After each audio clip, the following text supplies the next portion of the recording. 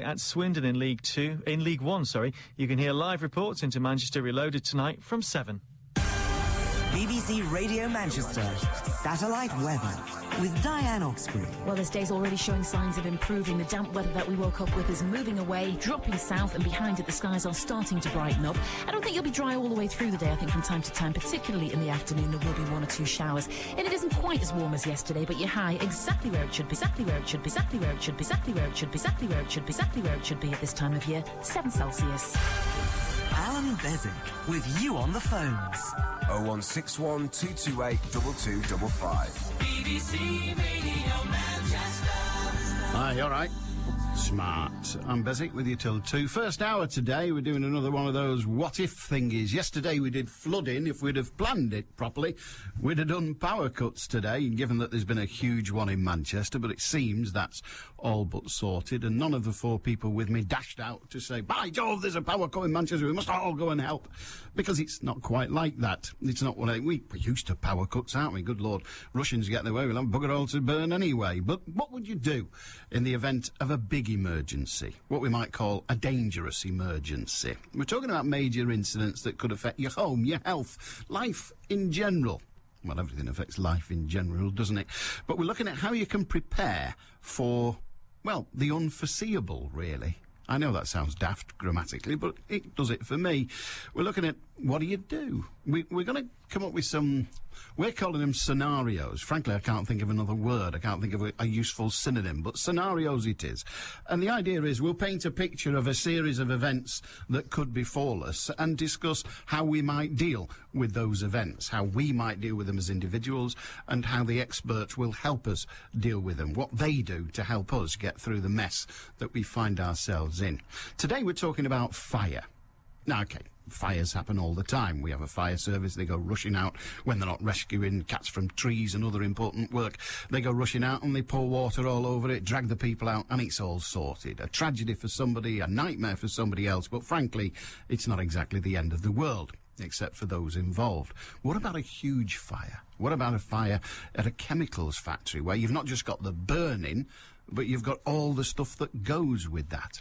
Well, we'll start the story in a moment, but our experts today, we got Paul Duggan, Greater Manchester Fire and Rescue. Hi, you all right? Should I point that at you? It'd be a lot easier, wouldn't it? Hi, how are you doing? You do enough radio to know that should be pointing at you, for crying out loud, Duggan. Anyway, so we've got you. We've also got Joe Kowalczyk. How do to you? Are you all right? And you're from the Health Protection Agency. But we know what the fire service does, but what does the Health Protection Agency do? Well, the Health Protection Agency is a reasonably new body, about 5 years old, but we advise the NHS on aspects of health and how to actually deal with people who have got health problems. So in terms of a chemical emergency like this, we would give advice on what the effects of a chemical exposure might be and what people should do about that. All right. And also with us from Cheshire County Council, we had Salford yesterday. You're sort of speaking as a person from a council rather than specifically Cheshire, Chris Samuel.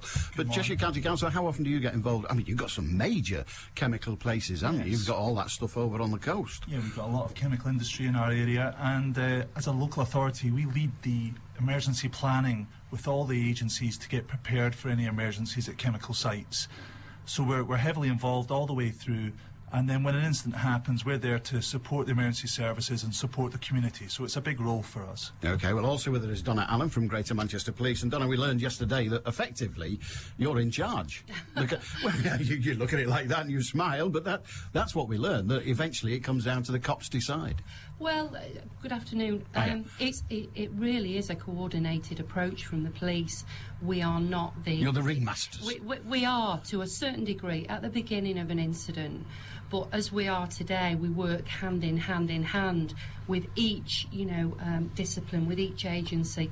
We can't manage... You see, when I say in hand, I didn't... in charge, I didn't mean in a disciplinary way. I meant that somebody's got to make it all happen, and you're the one that's constant. Whatever the problem, the cops are there. We would coordinate. We can cordon off. We can, assist people. We can help people, and that's what we're here for, to protect. A pal of mine who used to be a copper, he used to be an ordinary panda driver in Skelmersdale, and there was a fire there, and he said if you arrive there as the police car and you're the first there and you know there's nobody in the fire, you go around the block 2 times times to let the fire engine go. Let's face it, what can you do with a Panda car? I'm sure he was winding me up, but it's not. It's none the worse for repeating for that. Anyway, we're gonna set our stall out, as it were, with the story of what we think is a possible hazard, and particularly in our area. We are still, despite everything that all the governments have done over the years, we're still a very industrial area, and some of that industry is chemical and other obnoxious substances. So here we go. It's a fictitious story. We've made it up. It's not like the news. It's not for real. But we need your help. Yes, you. And you, on 0161228 2255, and our text number 07786206951, and of course email radiomanchester@bbc.co.uk. But imagine this scenario.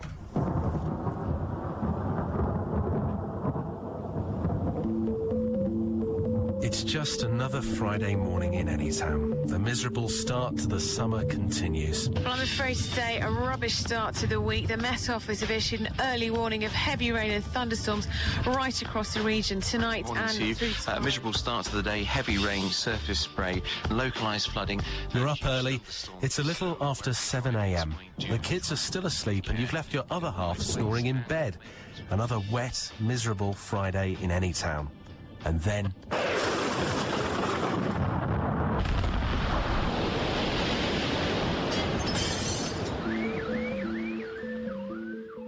So, what do?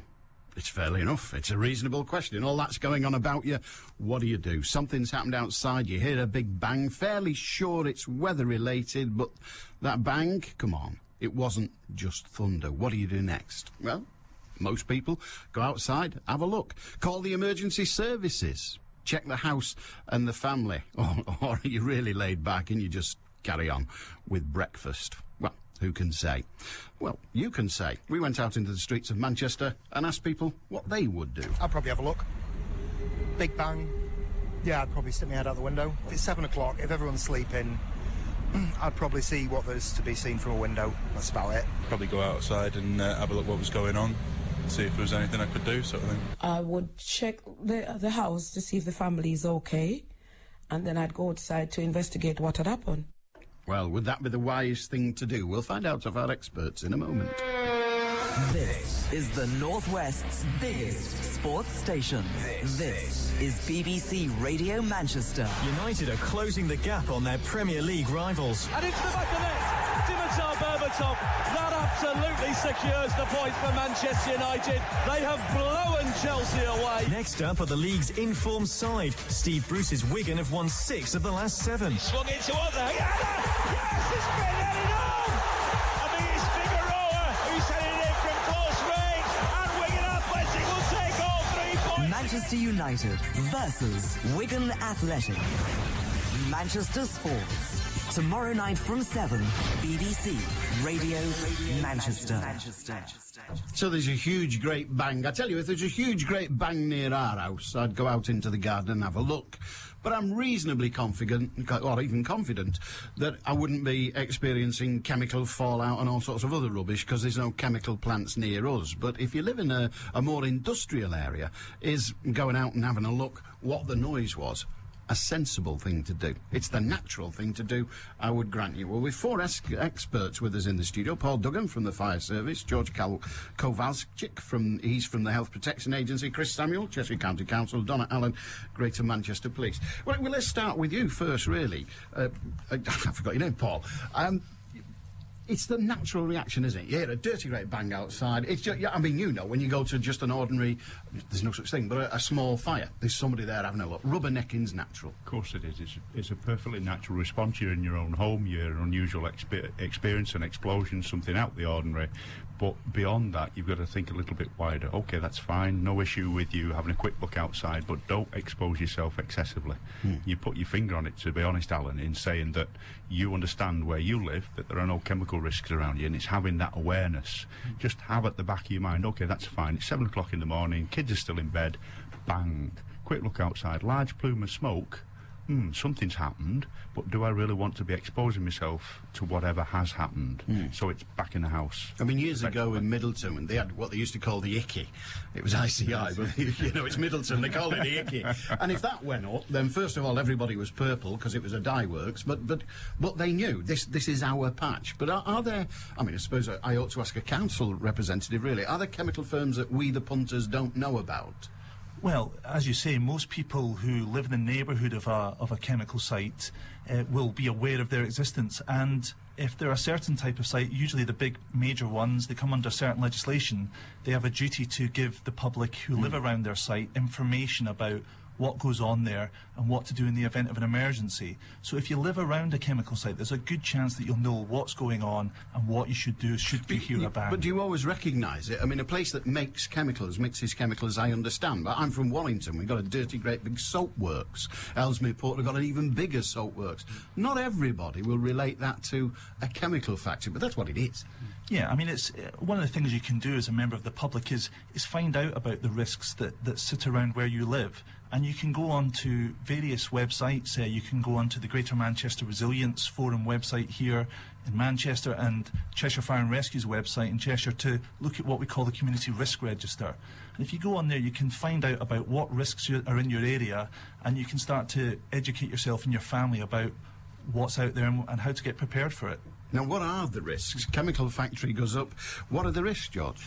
Well, of course, I mean, chemicals, can get into the atmosphere and can harm people. But, we do know a lot about what chemicals are stored at these premises. We have ideas about what releases there can be in the environment. So, of course, there are risks from these chemicals, but we can assess what those risks are. And the role of the Health Protection Agency would be to actually, look at what's coming off that site and make a judgment about whether people actually are at risk, because it might be a fairly toxic chemical that's being released, but chemicals do dissipate very quickly.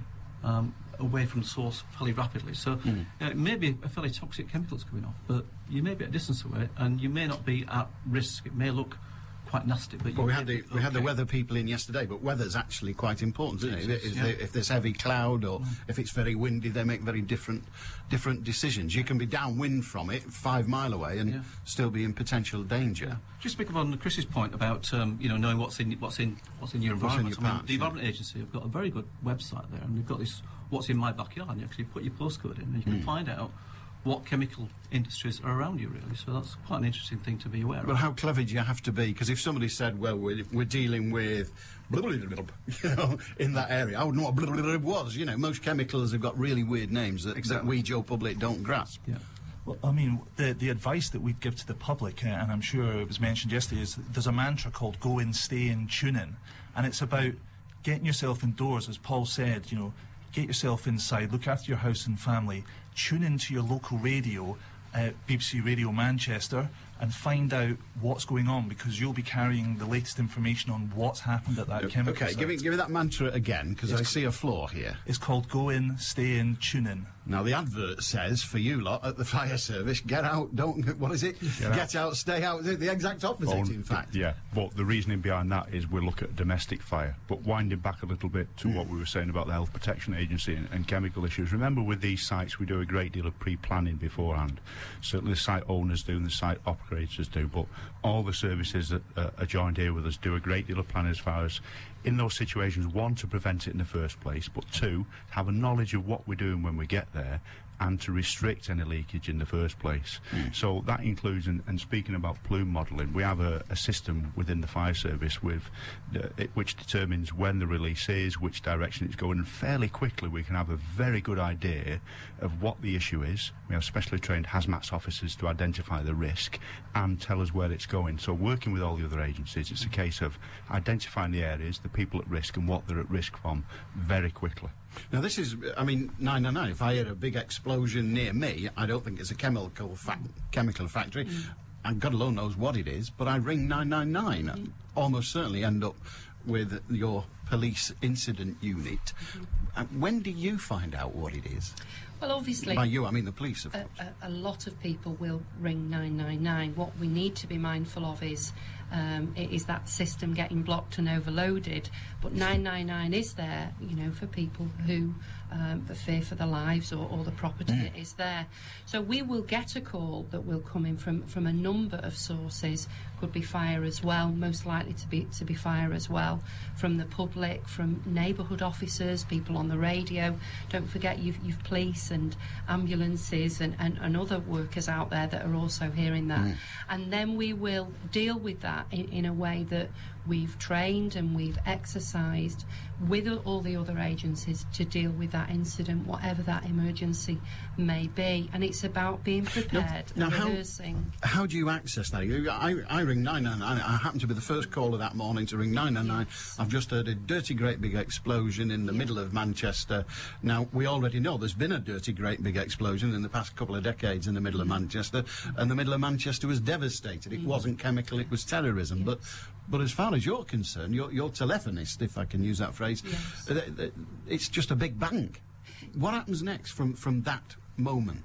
Okay, well, the call comes in, and our communications branch, as I say, will receive that call and log that and make a record that call has come in.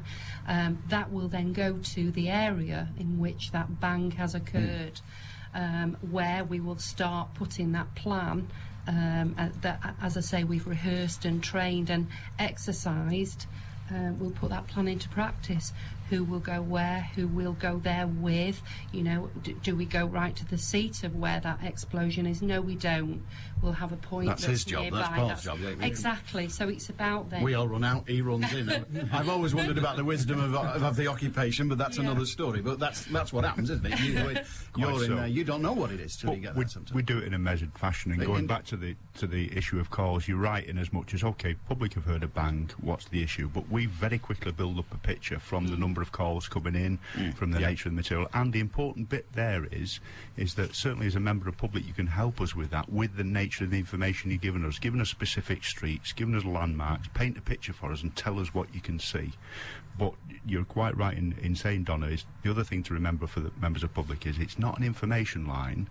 This is something for emergency calls only. Remember that we will be under a great deal of stress as far as the number of calls coming in and trying to deal with the incident itself. Please don't treat it as an information line. All right, 999 is not an information line. That's what 01612282255 is for. That's an information line of sorts. So who would you ring? What would you do? We shall progress the story after the heads.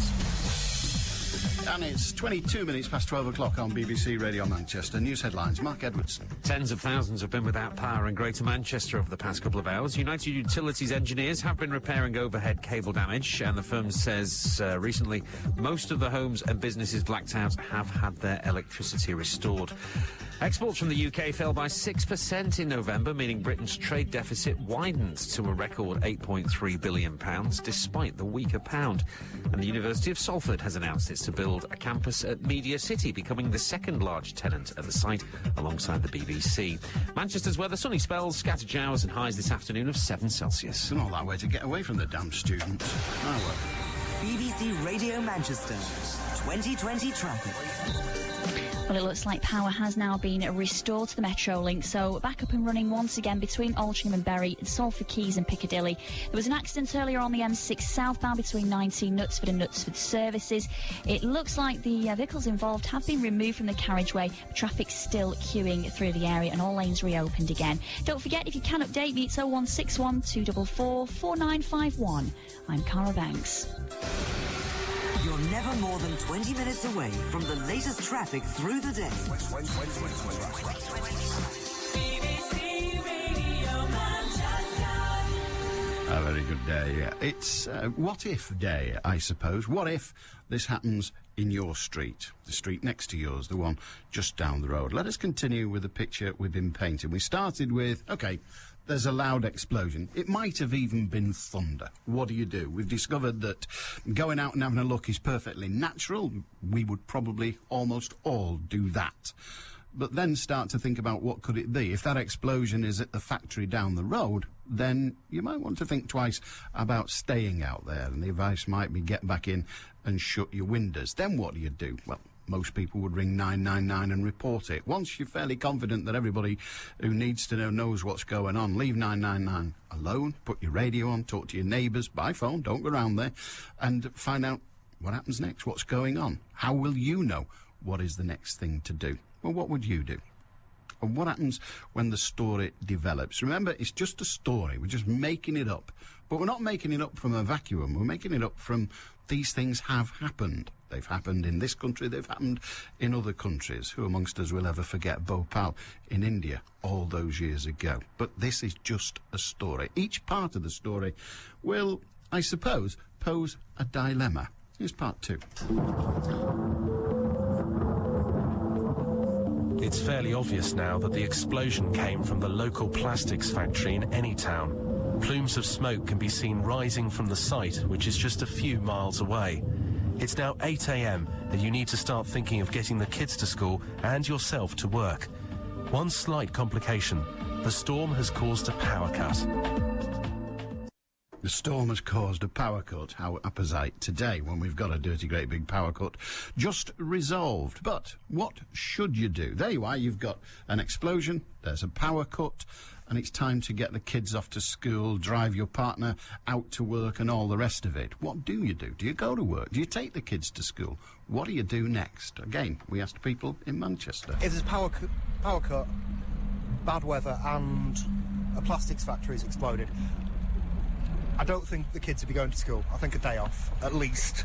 Possibly, if I can still drive, maybe go in, see the country, Blackpool, something like that, just for the day, see what's happening. Probably just sit tight and see what happens, try and sort of keep up with events going on, see if there was anything that we could try and find out. Well, I mean, if there was a power cut, I don't think there'd be much info to be gained from, doing anything else, really. I'd phone 999 for advice, and then I'd sit and wait, because I wouldn't want to go outside, and if it's danger for the kids, then it could be danger for me as well. So I just phone 999 or try to get out of the area. Phone 999 and wait. Phone 99 for information. Just after Paul Duggan from Greater Manchester Fire and Rescue said 999 is not an advice line. Well, OK, but let us bring us back. A chemical factory has exploded. We've got a loud explosion. We've then got the concept of a power cut. We're in the dark, but life has got to go on somehow. What do we do next? The health of the public, obviously, is paramount, and we have, from the Health Protection Agency, George Kowalczyk. Now, George, what do you do in that situation? There it is, chemical factory has just gone up, or a plastics factory, and as I said earlier, that's a chemical factory. What do we do? Well, I mean, really, the safest place for people to be, really, would be inside. I mean, you'll see a plume of smoke, and I mean, that's very, very, very worrying. And that could contain all sorts of chemicals. So staying inside until we know what's going on would be the safest option, because your house gives you a fair amount of protection from what's outside. So that would be the first thing to do. We'd be assessing the situation and trying to work out exactly what the chemicals in that smoke plume would be. But of course, I mean, apart from the smoke hazard, I mean, there are probably other physical hazards that are there as well. The fire itself, there could be other things exploding. So there could be physical as well as chemical risks here. We would be advising on the chemical aspects of things, but our colleagues in the fire service would be advising on other physical things. We'll come to Paul, but you mentioned there you'll see the plume of smoke. Well, if you can see it, you're not in it. So are you safe? The smoke's over there, you're over there, you're in the clear. Well, it will be moving. I mean, it depends on which way the wind is blowing, and you could be in the trajectory or of which way the smoke is blowing, so you could become at risk. And it might be worrying, obviously, for people if they see the smoke plume coming their way, but to actually try and self-evacuate and move out of the area may be the wrong thing to do. So well, Paul, I mean, you wanted to speak there, but can I just ask that first of all? The plume of smoke, is that where the danger is, or is the chemical spillage or the chemical fumes beyond that plume? Not necessarily just because you're not in the smoke room, you're not at risk, and part of our job is to do that, is to plume model, is to address the issue of using the specialist officers. What's the nature of material? Is it visible? Can you smell it? Is there any risk associated that's not upwind or not even in the smoke plume? So we'll do that and work with the police as far as any evacuation is concerned, and the HPA as far as advice. But the thing to do is go in, stay in and tune in, just as we've said before. Now that might seem a bit odd, but the reason reason we say that is you are protected, but remember it's windows and doors shut. You switch your boiler off if it's not an issue to you as far as the temperature's concerned. Remember that draws cold air in. Yeah. Also in the summer air conditioning, you might swelter a little bit, but remember you're just drawing contaminants in if that's an issue. We sound as if we're frightening people to death with this and don't want to do that. And when I've been asked this in other broadcasts, what I've always said in the analogy, which might seem a bit crude, is you wouldn't expect to cook a barbecue in your back garden and hang your head over the plume. Because you're putting yourself at risk. It wouldn't kill you, but it's not going to do you any good. So by staying out of it that way, you're minimising the risk to yourself. Now, what timescale are we talking here? The explosion's gone off, the lights have gone out. How long before you're making decisions about what advice to give to the public? The fire service are there, their experts are there analysing what's going on. How long before we're being told what to do? Yeah, we'd be getting information very quickly from the emergency service, saying that's the ambulance service as well as the fire service, because the ambulance service will give us an idea about what the effects might be in the immediate vicinity, so that will give us a clue about the sort of chemicals involved. But I would expect within half an hour of something happening, we'd have a heads up, and we'd be giving advice to the responders and to the local authorities about what this might be, what might mean for people in terms of longer term consequences. I will come to you, but what we've ignored at this stage is the cops are already there, because they follow fire engines anyway, a bit like journalists. But you've got something to do when you get there. But you're already there. You're already directing traffic. You've got all that going on. So you've already got an information source coming to the police force. Then you've got the health people saying what needs to be done. And presumably this is where the local authorities come in as well, because you've got to make decisions. If he says they've got to get out, you've got to decide where they're going. Yes, I mean, obviously all the agencies are talking to each other as soon as this incident occurs. And with a lot of the major chemical sites, they have their own warning systems. People who live around those sites will be aware of what the siren means if that goes off, and they'll be ready to take the appropriate action. So, you know, basically we'll be talking to each other as agencies, but we'll also be expecting people to be prepared and actually get indoors once they hear the warning tone or they hear something on the radio. So, you know, we should be expecting people to get indoors pretty quickly around those sites. And would the police be involved in that? Would you dispatch officers to actually go and... Well, knock on doors sounds like the wrong thing to do, because they open it, you say, don't come out, you've done the damage. But you know what I mean, to dissipate that information. Yeah, and there are other methods we can and would utilise the home watch schemes, you know, for that will ring round particular vulnerable people that may be hard of hearing or have, you know, or other disabilities that would find it difficult to be able to hear or receive that message. So there's a number of other ways, as I say, telephones, and if it was safe for the officers in that area, then we might be using loudhailers even from vehicles to say, please stay in. But the main thing is tuning in, and it's being mindful of, have you got a radio, and is it a wind-up radio that you can listen to? Because in these days of where all our children, you know, have these iPods and these big music centres, if your power's gone, you've no radio other than your vehicle, which you'd have to go outside. So it's about thinking, well, am I prepared? And just those small things can really help you be informed. So you would dissipate information in a variety of ways, including the electronic media. So for that, what we're saying here is people in a disaster, and we know this anyway, in a disaster, tune to the local radio station, whichever one you want, but we'd say BBC Radio Manchester, obviously, but choose whichever one you want, because the information will be there, but you need a radio that's got batteries. Exactly. Or else a little handle on the side. Exactly. I don't fancy those ones with a little handle on the side, personally, but there you are.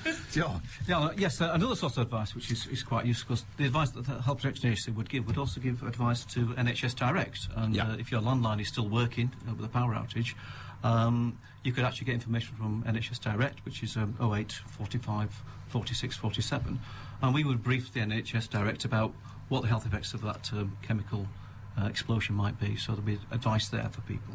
All right, well, let us complicate it yet further, because, let's face it, that's what we do. First of all, before we move on, there will be lots of numbers and things like that you'll need. They will be right now, in fact, on our website, which is bbc.co.uk/Manchester, and you'll see it there. It's the first page, so you'll see it there. But back to the story, it gets ever more complicated and, frankly, ever more dangerous. If you've faced this situation, we've had a few. I can remember sitting in this chair as I have for a couple of decades. I can remember every so often reporting that such and such an estate has been told to stay indoors, close the windows. So it does happen. This isn't something we're making up. It isn't out of the blue, this. It does happen. It happens around here. It happens, well, frankly, all over the world. So what did you do? How was it for you? And what did you learn? What did you, as you'd gone through that experience, what did you think, oh, for Christ's sake, if only I'd known that? That's what we're after. The thing, if only I'd known that. The one thing you didn't have that would have saved it for you. 01612282255, Radio Manchester at bbc.co.uk, and the text number, of course, 07786 206 951. So, just two more decisions to make. Your options are coming. Listen carefully, as they say, and then I'll begin. It's completely made up, but there's still a choice to be made if you want to play along. Listen to this. Smoke continues to bellow from the factory, and it has begun drifting towards your home. The power's still out, but you found some batteries for an old radio. BBC Radio Anytown is now reporting the incident, but there is no word yet of moving householders out. Well, we've kind of reached that place. You're in the house. It's good advice to stay in the house. You're packing a bag, perhaps, just in case. Maybe that's the next thing to do. Take the kids to school, take the kids, or go to work. Phone a neighbour to see what they're doing. And, of course, sit tight and listen to BBC Radio Anytown. How marvellous. BBC Radio Manchester. But the smoke continues. Well, that's it. You now have to get information. How do you get it? We've dealt with the police and various other agencies who'll be attempting to get that information to you. But what do you do? What did you do? What would you do? I think I'd probably pack a bag, get everyone ready. I wouldn't be phoning 999 yet. I'd probably phone neighbours just to see if they'd heard it, if they'd been on the ball as I am, if they've got a radio. No, I don't think I'd panic too much, and I still think I wouldn't send the kids to school.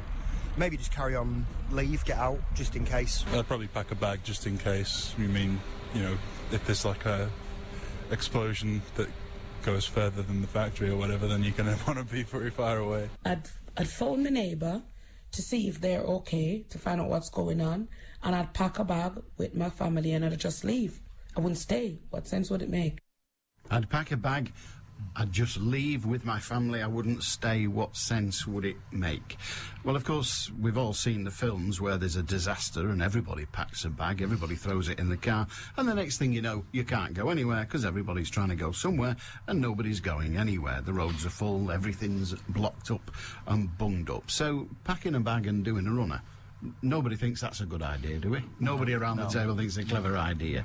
But there comes a time when packing a bag and shifting is the right thing to do. Who makes that decision? Who decides when it's time to get people out of there? I mean, there would be lots of discussions between the agencies responding, and there would basically be a decision made at what we call a silver command. It's a tactical control centre. A decision would be made, if it was safe to do so, to evacuate certain people. And they would be taken to an emergency rest centre set up by the local authority, where we provide them with shelter, warmth, a cup of tea. They could maybe get their head down for a few hours and give them some information about what's going on. So we'd basically look after them. Now that's a big decision, isn't it? I mean, all decisions are small. You just say yes or no, but that's a big decision to decide that you're going to move a couple of hundred people from their homes overnight, and all that entails. That's a big decision. Yes. How reluctant are you, the local authorities, to do that? Well, obviously, we'd only do it if it was safe to do so. So we'd be liaising with the police, the fire, the ambulance, making sure that with the Health Protection Agency it was safe to do so. And it's not an easy decision to take, but we've trained and exercised. Whose decision is it? Well, I mean, we all know about camels being, horses designed by committee. Somebody has to make the decision. Who makes it? Yes, I mean, in the instance, the police would take advice from the fire and ambulance and the Health Protection Agency, and a decision would be made at this tactical emergency control centre that we call Silver Command, and that decision would be taken, and we'd get on and actually do the evacuation. But just a point there, Alan, yes, we can all work as agencies, but let's not forget the individual responsibilities, because that's fine, we can tell you when to evacuate, but we can't put your grab bag together. So now's the time to plan it, not at 3 o'clock in the morning when the local plastics factory has gone up and you're involved in a plume of smoke. But we've all taken our issues, we've put them around the table and decided, right, let's grab all the residents from this area and take them out. We can't put your grab bag together. Now's the time to plan. The grab bag is that thing by the front door that if you've got to get out quick, you pick it up and go, you've got everything Exactly, with all the vital bits. It doesn't have to have everything in it straight away, just so long as you've got an idea now of what you need to get together quickly. So in those first stages, when we're dealing with the incident, when we're gathering information, when we're keeping you inside, you can be pulling that together as something to do. And now's the time to go out there and find what you need to do, what information you need. Basic grab bag, what should it have in it? Because you're going to get moved to somewhere that's got water, that's got heat, and presumably has got food. So don't always presume that, but a store within your house of certainly if you're looking at longer term, if we're not evacuating, a store of food that can keep for some considerable time, some bottled water that's within date. But if we're talking a grab bag, you need to be looking at documents that are important to you. You need to be looking at house keys, at vehicle keys. Don't forget your mobile phone and its charger, some toiletries, a change of clothes, all those vital things that would help you to survive and your family for 24 to 48 hours. But don't go over the top. The idea is it's supposed to be something... You're not going on your own. Don't turn up with a Pantechnic, and I've seen them trying to get on a plane with 400 weight of stuff. Yeah, you don't want that, but you've got to be able to carry it for Exactly, and the idea is I don't know if you had the leaflet that came through the door, preparing for emergencies, a thing that came out nationally. I know I had one through my door, and it was OK, that's fine, it's a document. Government sent it me out and it goes to the back of the cupboard. Revisit it. Go to the website and have a look what the advice is as far as getting stuff together. You can't keep everything together, but even if you've got that list put somewhere. I mean, I know in my house what I do is I keep the basics of it together in a bag, but I also keep it in the same place that I keep the torch and the fuses just in case my power fails. It's the same attitude, or it should be the same attitude. Be ready for something going wrong. 3 o'clock in the morning isn't time to think, what do I need? Yeah, right. So have a grab bag, basic things in it, but also know where the next level, as it were. Yeah, what you need to put together in an emergency. All right. Well, we're making progress. It's not ended there, as you would imagine.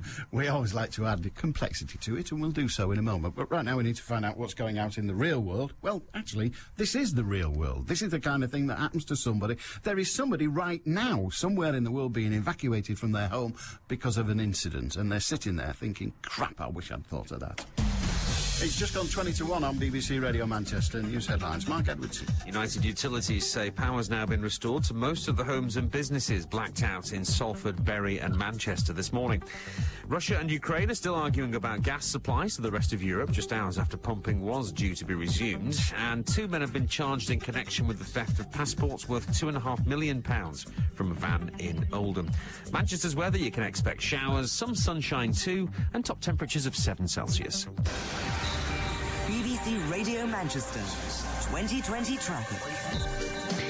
Well, we were told earlier that full power had been restored to the Metrolink, but we just learnt that full power hasn't yet been fully restored, but all lanes are able to operate. Now, services may face delays due to congestion in the city centre, so trams may not run at regular intervals, but any delays will only be minor, affecting services between Altrincham and Bury and Salford Quays and Piccadilly. And, of course, we will do our very best to keep you updated on this situation throughout the afternoon. Let's now take a look then to the M6. Now, for a time, traffic was queuing southbound between 19 Knutsford and Knutsford services. It seems now that traffic's cleared up. There was an accident there earlier on. Vehicles involved have been recovered. Looking a bit foggy as well over the tops on the M62. I'm noticing on camera over the Pennines between 21 through to Oates Junction at 22 at Rishworth Moor from Milne Road. So do take it carefully there. And if you can update us, the number to call is 0161 244 4951.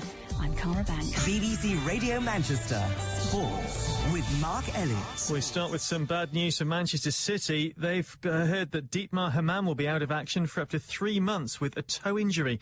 The midfielder, who suffered the knock in training yesterday, will fly to Zurich later to see the surgeon who worked with him on a previous injury. Well, the Real Madrid rumour mill will no doubt start up again after Cristiano Ronaldo picked up the World Player of the Year award in Zurich last night. The Manchester United winger has long been linked with the Spanish giants, and former Old Trafford favourite Lou Macari says he wouldn't rule out a move to the Bernabeu. What happens at the end of the season, I think we'll just need to wait and see, because the talk is Real Madrid. The talk is that he would still consider going there, but I'm sure You know, everyone at Old Trafford would prefer him to stay there. He's such a valuable player. Anybody can score 42 goals in a season is a valuable player for you. Well, meanwhile, the tributes have been coming in for Ronaldo, who's the first Premier League player to pick up the World Player Award.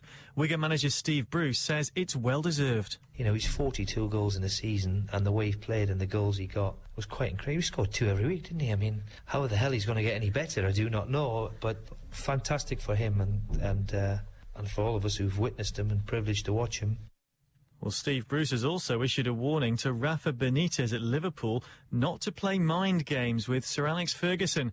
When asked how you take on Fergie, Bruce's reply was, you don't. Well, Wigan, of course, play United tomorrow night. You can hear full commentary here on BBC Radio Manchester. Wigan are the form team in the Premier League, and United need to get maximum points from their games in hand as they try to overhaul Chelsea and Liverpool.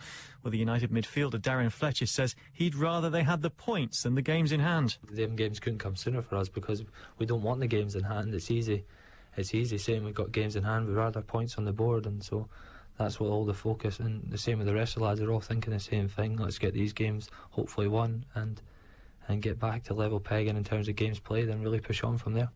The Hull manager, Phil Brown, says he's close to finalising a deal with Wigan for Kevin Kilban. Brown says the fee is the only sticking point. Into League One, and the Oldham manager John Sheridan's been heaping praise on his new on-loan signing, Dean Windus. He made his Latics debut in the 2-1 win against Hartlepool at Boundary Park last night, which puts them third in the League One table. And Sheridan was impressed with his new acquisition. Well, you can see his quality, what he's got, and his awareness, and gets in areas and creates space for himself. So hopefully we'll benefit from him, and hopefully the younger players will learn from him, and hopefully he'll make us a better team and get us to where we want to go. Well, Stockport play at Swindon in League One tonight. You can hear live reports into Manchester Reloaded from 7 o'clock. There are 9 FA Cup third-round ties being played tonight, including non-league Histon against Swansea. Elsewhere, David Beckham says he'll be playing professional football for many years to come yet. The former England captain, who's currently on loan at AC Milan from LA Galaxy, believes he could even play until he's 40. I hope so. You know, I love the game, so when I stop loving the game, that's when I'll decide when, obviously, I'll stop playing, but I'm still in love with it, so it won't be yet. Well, things have been getting back to normal for the Stockport darts player Tony O'Shea after that dramatic final with Ted Hankey at Lakeside.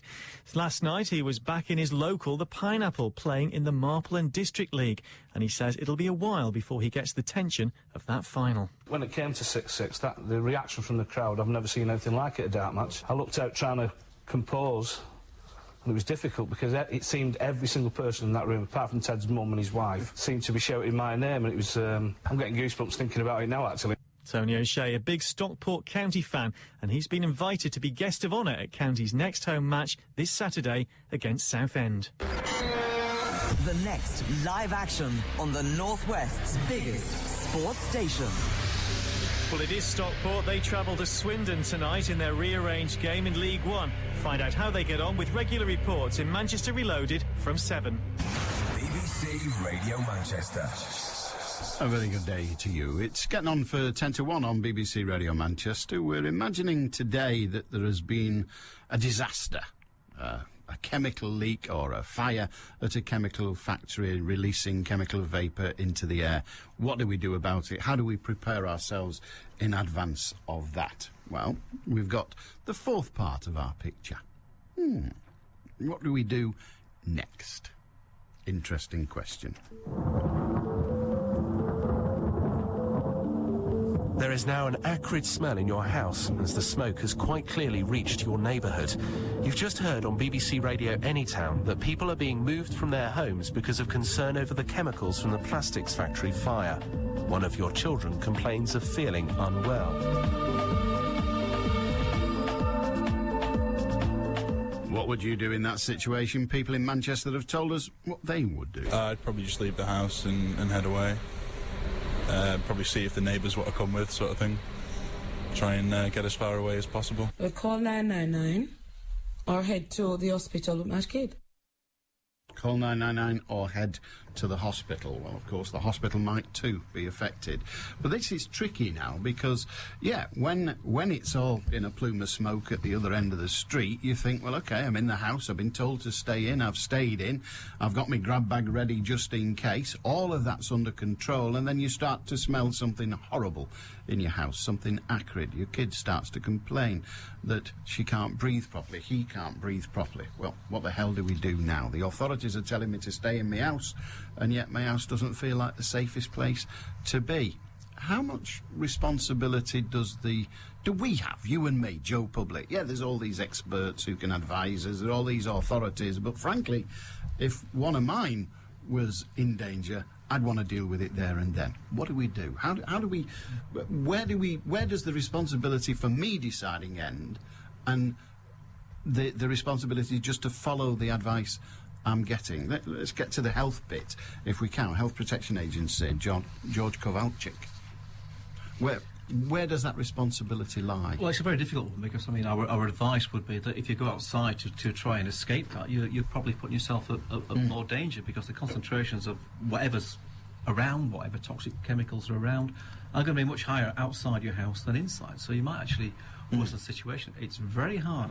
It's very hard for people just to stay put. I know you want to do something, but I'm sure in this situation that the emergency service will be coming around very quickly to evacuate people. If that's what they've been, decided to do, they'll be getting around there, and they'll be making safe evacuation of everybody fairly quickly. And that's probably the best way to get out of that situation.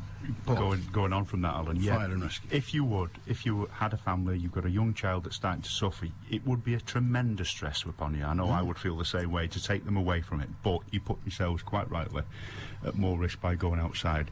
Working with the police, we would be looking at a phased evacuation, but remember that don't be shy.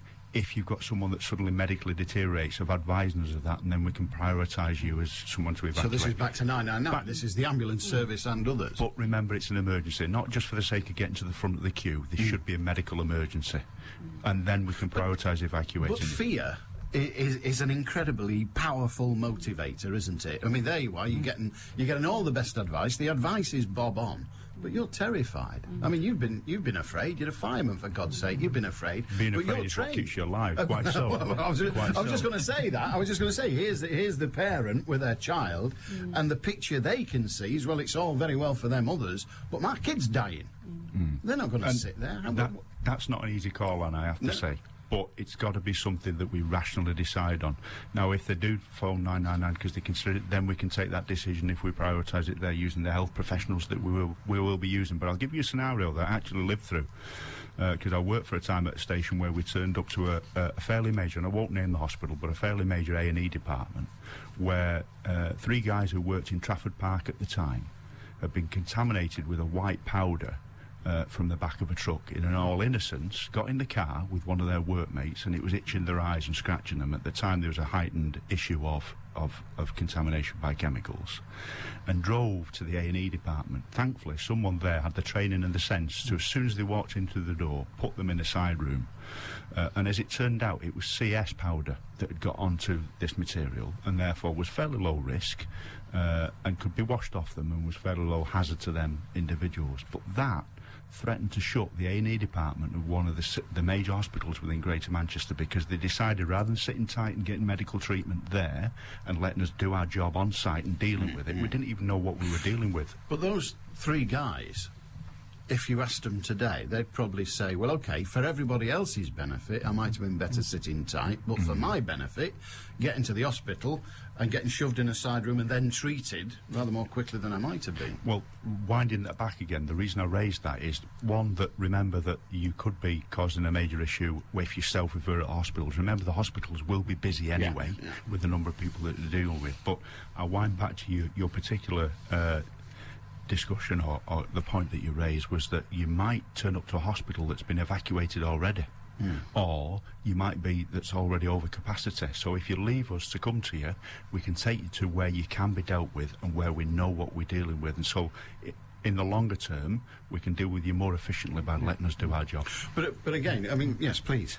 And what we would do in circumstances of this nature is hospitals will be nominated anyway to deal with that specific incident, and then experts will be on hand at that so you location. Could, even if you got to the hospital, it could be the wrong one, because all the experts have all gone to the one that's been designated to deal with it. So again, the advice is sit still. Now, presumably that individual, if they took the advice and their child is starting to get symptoms, for want of a better term, they're going to dial 999, assuming they get through, because 999 will be hammered, despite it's not an information line, it will be hammered. They finally get through, and somebody says, well, OK, you do need an ambulance. Well, the ambulances are all busy, so again, prioritising is the thing. Who does that priority? Because this person's sitting there with a sick kid. I think NHS Direct would be quite helpful in this situation. They would know what chemicals were involved, what response might be of children who might be asthmatic to that chemical, and what advice to give. So you would get some immediate advice from NHS Direct, which might be helpful in that situation. It might calm it down a bit. But I was thinking something, I guess, as dangerous as this. I'm sure the police and the fire service would be out on the streets with loud hailers, just letting people know what's going on, even if you're cut off from other media. And people would be there on the streets to give you advice. Right, Reg in Bury's on the line. Reg? Yeah, hi, Alan. Yeah, Alan? Yeah, go on, what's your point? Just one thing about phones. I've always been on about this, and that is the modern phones, which people have sold as being very easy to communicate with people, are absolutely useless in a power cut. In my house and in my 93-year-old mum's house and all my family's house, there is one phone, one of the cheapest you can possibly buy, which doesn't rely on the mains, it just plugs straight into the phone line. Yeah? Yeah, well, that sounds like the right thing. Because there's quite a few that were sold a bit back, these debt phones and things, the digital ones, that they say, just press one button and you can communicate with your elderly aunt and she can communicate with you on a press of one button, the only thing they can't in an emergency. Oh dear. All right. Well, it's good advice. One of the things we learnt when the bombs went off in London, of course, was that the phone system went off as well. Now, whether that was turned off by somebody or whether it was just absolutely overloaded by people saying I'm OK and all the rest of it, it is important, isn't it, that the communication systems are also going to be at risk. Certainly, and it's good advice from Reg there, and we discussed this prior to us coming in. I've got them myself, I know they're real handy to wander around the house, but the digital cordless phone relies on you getting power to it. Once the battery's dead, it's useless, it's a door stopper. Whereas if you were to keep one of the old-fashioned, one of the cheapest plug-in phones in the cupboard, just in the case of an emergency, if your battery goes or the charging goes on your system, you can plug it in, and provided the main or landline system is still working, it'll work. By landline, you mean the phone landline, Sorry, not the electricity system. Yeah, so the old, 17-cycle phone or something? A little technical for me. Yeah, well, it was 1968 when I learned that, so it's probably not even relevant now. Only two. Right, well, I hate you for that. But let us not dwell. Hey, you were only two in 1960. Yes. Dear God, now that is an emergency. That's ruined my day. Paper round. Lots of flats in Salford. Dear me. But I mean, it is important. Communication is important. I suppose the communication in that circumstance is going to be one way. It's going to be coming from your television if it's still working, your radio if it's still working. Everybody should have, I suppose, a battery-operated radio or a wind-up radio. If you were facing this chemical thing and it goes on for more than 5 hours, 6 hours, it turns into an entirely different story, doesn't it? What do we do then? Because if it's all very well saying evacuate, but we've just said to people, stay in your home. Even if your child is poorly or you're a bit poorly, get advice, stay in your home even then, because you might be going out into a worse situation. Let us imagine we decide to evacuate that area. I mean, we presumably haven't got, sealed vans that people can move into. We've just got minibuses, for God's sake. How do we deal with that? From the point of view of transport, or just getting the people going from A to B. Well, again, we work in multi-agency as far as arranging transport, but the other thing to bear in mind is from the point of view of contamination by materials that we wouldn't want on you, is that we have an increased capacity now. I'm going to go into jargon, and deliberate not so, but it's the name of it, new dimensions.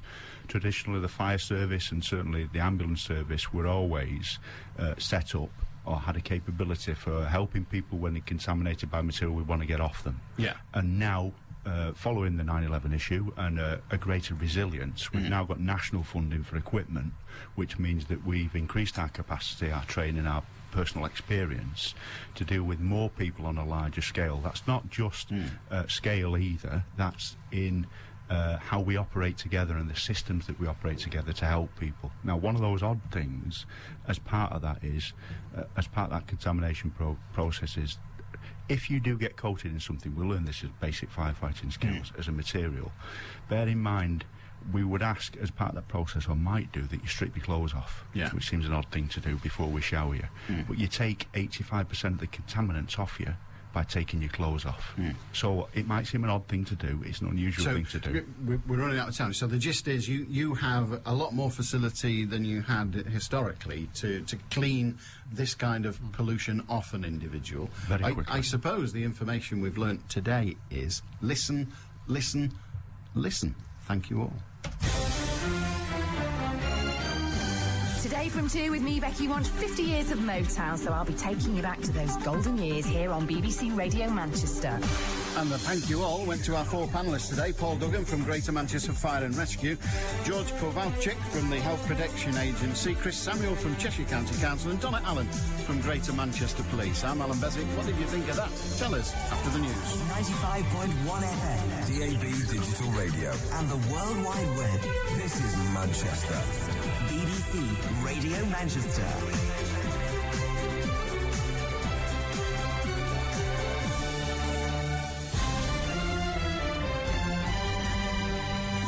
At 1 o'clock, Rochdale Hornets Rugby League Club have gone into administration. Elsewhere, Greater Manchester gets back to normal after a huge power cut, and there's 10 grand for teachers who stick with sync schools. Well, this afternoon we've got a combination of isolated showers and 1 or 2 sunny intervals. Top temperatures today, 7 Celsius. And full power's not yet been restored to all lines on the Metro Link. Services may face delays due to congestion in the city centre, so trams may be delayed between Altrincham, Bury and Salford Quays and Piccadilly.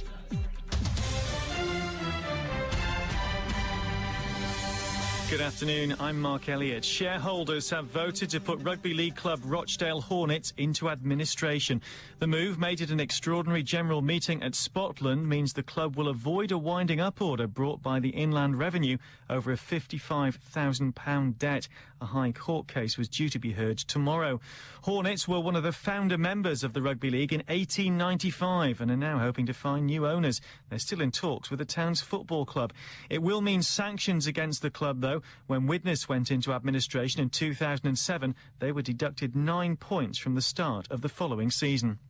And Mark will be back with more sports in just a few moments' time. Let's turn to the news now. And large parts of Salford, Manchester and Bury are getting back to normal after tens of thousands of homes and businesses suffered a blackout.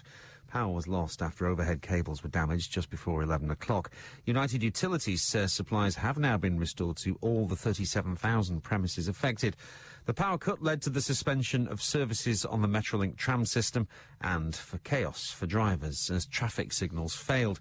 Ian, who's a courier in Manchester, told us what it was like.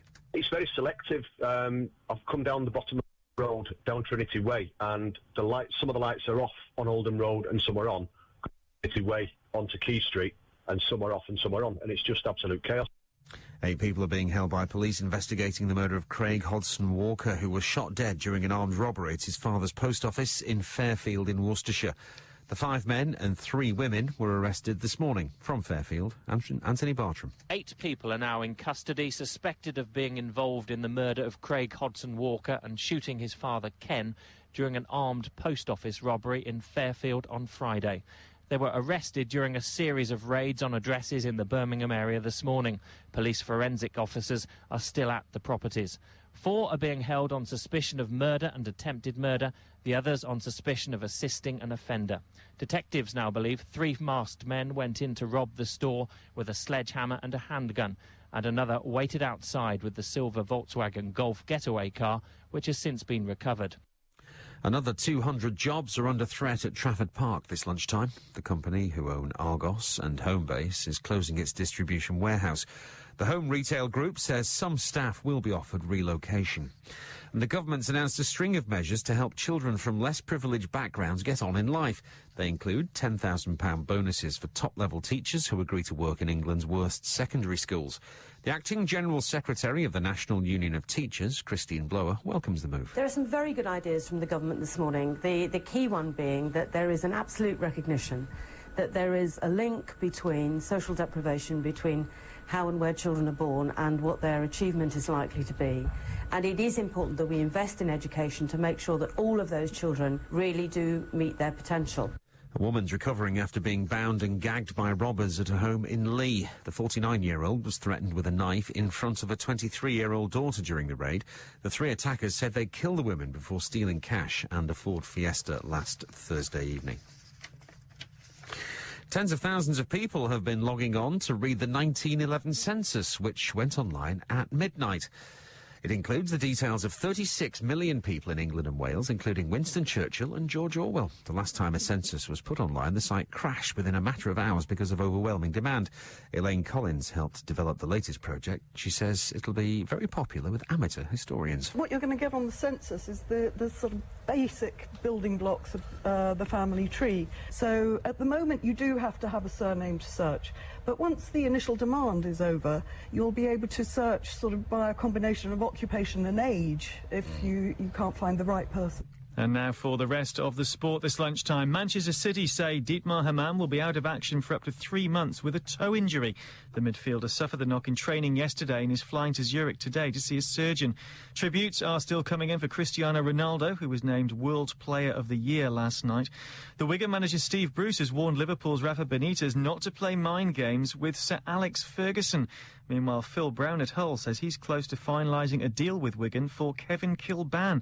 Brown says the fee is the only sticking point. There are 9 FA Cup third-round ties being played tonight, including non-league Histon at home to Swansea and Stockport play at Swindon in League One. You can hear live reports into Manchester Reloaded tonight from 7. BBC Radio Manchester satellite weather with Heather Stott. Well, this afternoon it is generally a cloudy picture. That cloud thick enough at times to bring us just the odd isolated shower. But it will thin and break as well, so we will see some bright or sunny spells developing. Top temperatures today, 7 Celsius. Allan Beswick, halfway through your workday. BBC Radio Manchester. Hi, all right. Ace. 0161228 2255. Radio Manchester at bbc.co.uk, and the text number, of course, 07786 206 951. I love this story. It's just come in. One of the most senior appointments to the Church of England was announced today using the most up-to-date means. They posted a 3-minute video on YouTube. The Right Reverend Dr. Alan Smith became the first Church of England bishop to announce his appointment on YouTube. He's going to be the bishop, well, he is the Bishop of St Albans. Isn't that great? I don't use YouTube, but isn't that fantastic? The banging Church of England, bang up there with the rest of them. So what do you want to talk about today? Have you ever been in a disaster? I've been in a few, but one of them was a pantomime.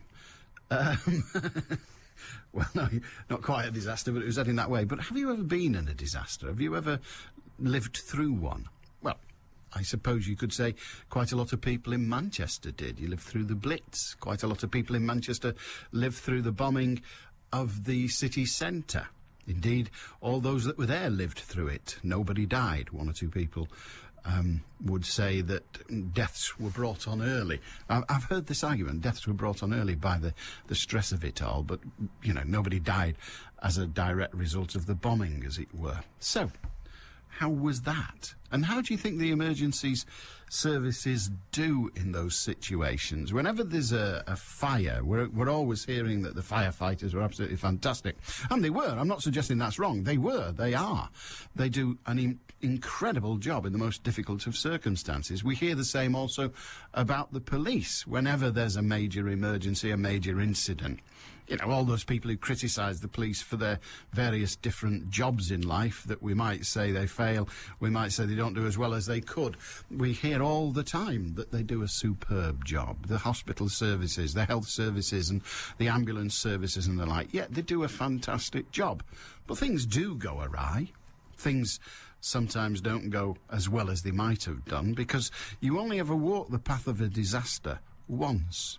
Because next time, if you're doing 5 or 6 a year, next time it's entirely different. That is the nature of the beast, I get. Joe in Failsworth asked at the very end of the last hour, have the police and fire officers got chemical suits, and is there enough to go round? I think the answer given by Paul Duggan covers that. Paul Duggan from the Greater Manchester Fire and Rescue team covers that. Yes, they've been given... Since 9/11, they've been given more resources to equip themselves with those kind of things. So what else is in the news today?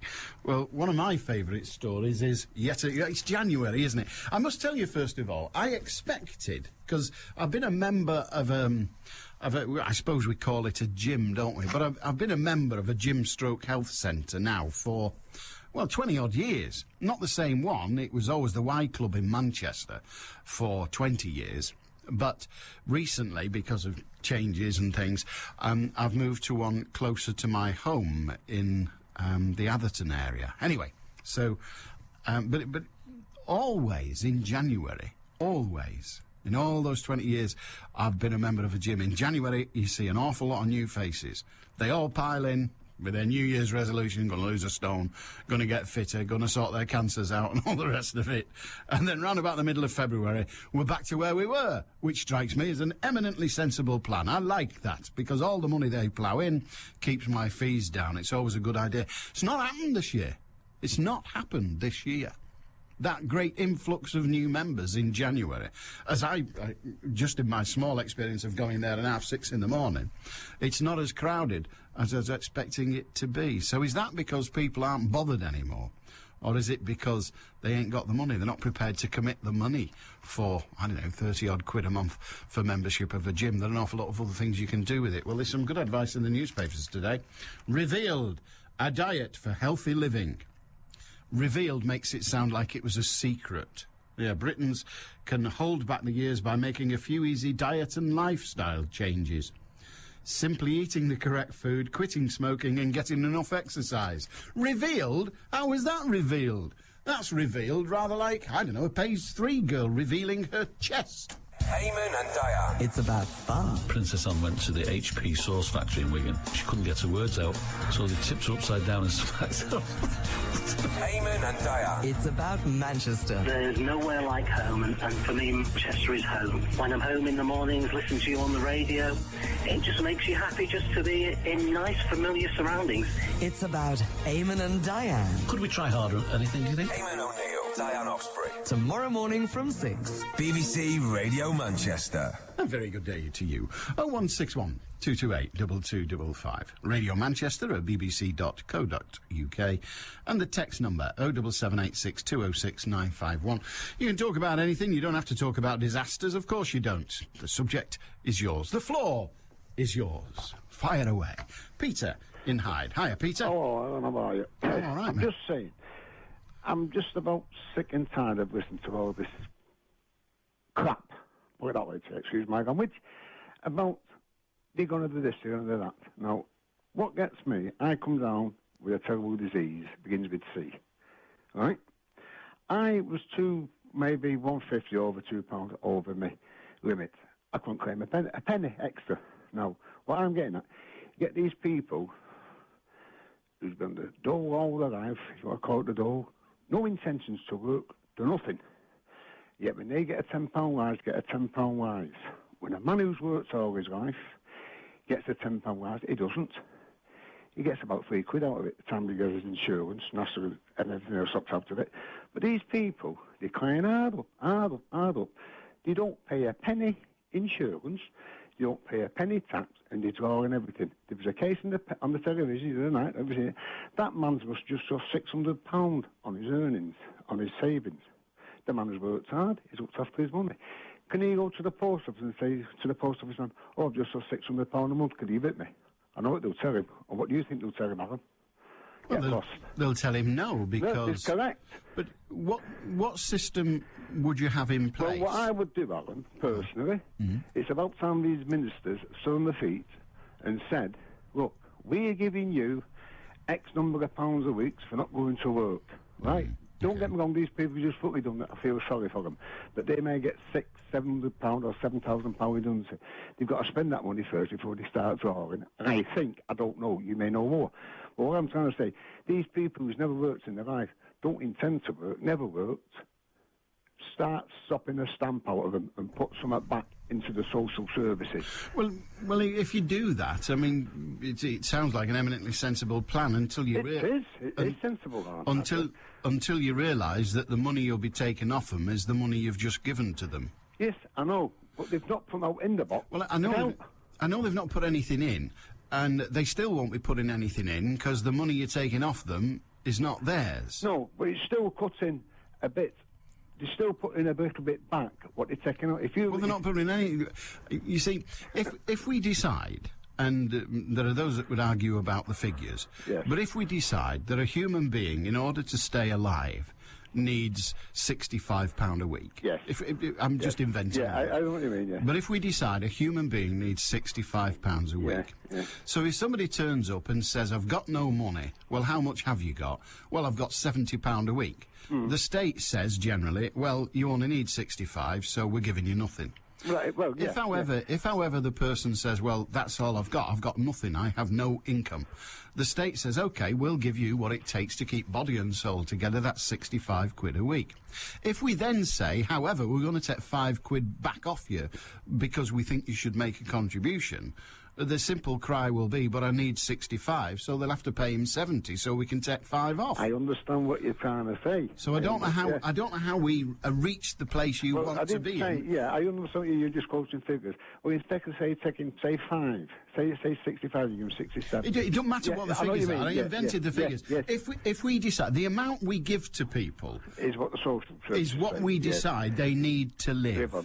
If we then reduce it, we're giving them less than they need to live on. Yeah, I understand. And as a society, we've decided, maybe that's what you mean, as a society, we've decided we don't want to do that. Well, what I'm trying to say, if you have your own house, right, you've got your own house the same as me, and you go into an old folks' home, right, this is another way, you have to sell your property to be kept in that old home, where a chap who's never worked in his life get the same treatment as you. But it doesn't matter how we get to the position we're in. Are you saying... I'll have to cut you short, I've got another gentleman. Oh, well, I'm sorry about that. I really didn't want to interrupt your life too much. Peter says that people who... he made the case, didn't he? People who are going into care... I presume it means those of some no longer tender years.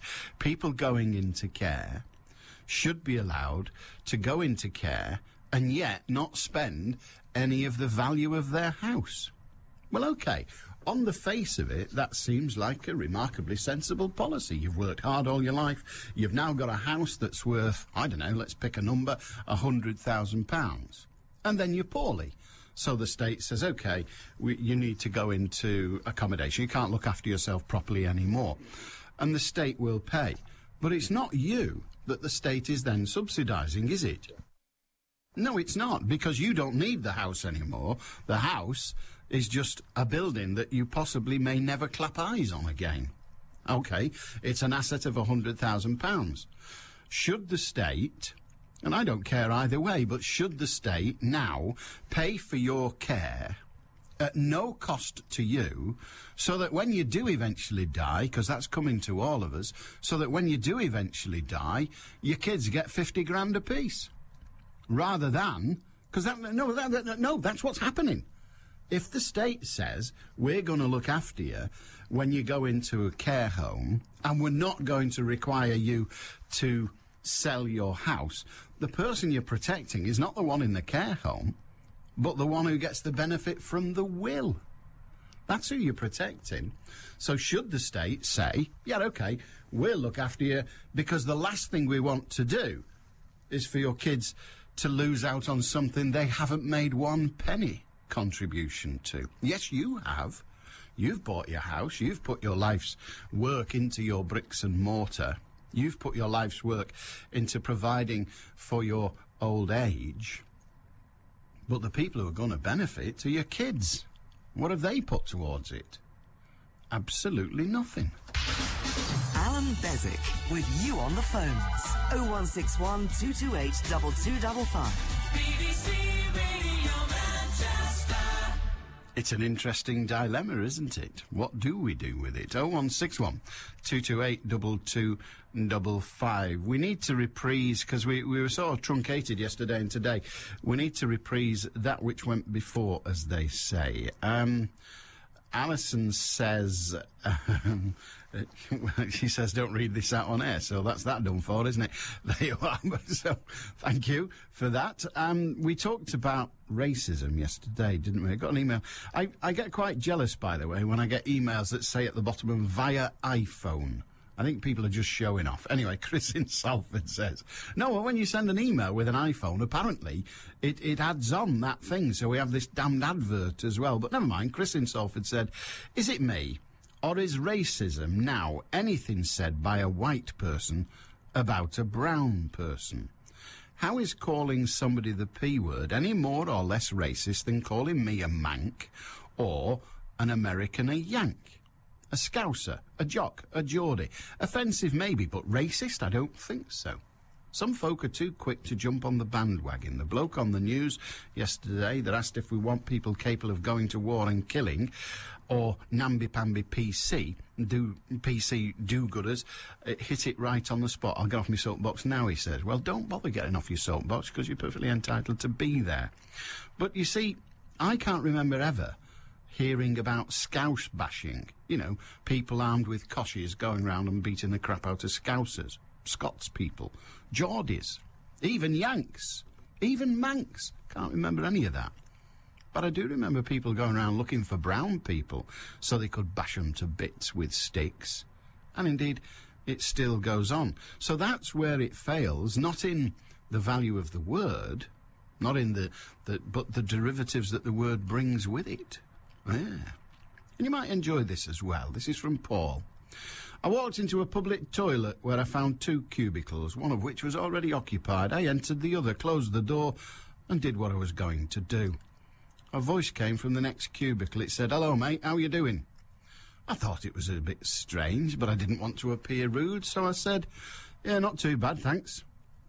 After a short pause, he said, "So what are you up to then?" Again, I answered, although somewhat reluctantly and a little unsure what to say, but replied, "Well, I'm just paying a quick visit in here before I go shopping with my wife. How about you?" I then heard the voice for the 3rd time. He said, "Listen, mate, I'll have to call you back. I've got some bloke in the toilet next to me thinks I'm talking to him." 1:20 on BBC Radio Manchester. News headlines, Mark Edwardson. 8 people are being held by police investigating the murder of Craig Hodgson Walker, who was shot dead during an armed robbery at his father's post office in Fairfield in Worcestershire. The firm that owns Argos and Homebase is closing its site at Trafford Park, threatening 200 jobs. And Beyoncé, U2 and Bruce Springsteen are amongst the musicians who've signed up to perform at an inaugural celebration for the American President-elect Barack Obama. Manchester's weather, some showers, occasional sunshine, highs of 7 Celsius.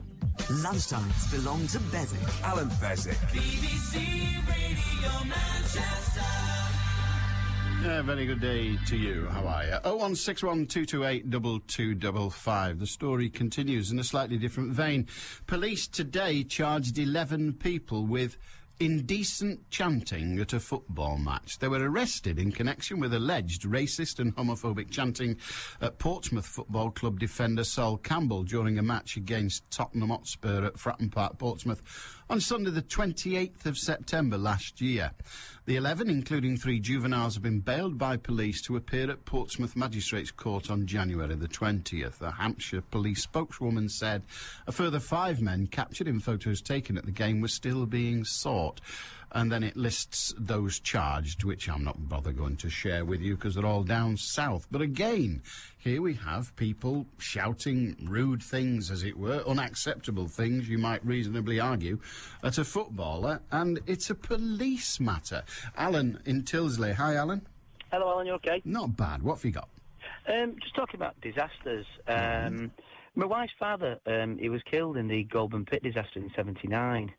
And it's the ramifications of what happens to families and communities, the part of the disaster I'd like to talk about, not the immediate effects of the disaster, but the aftermath. The aftermath, yeah. I mean, my wife's mother never really recovered from losing her husband and had 2 small children at the time.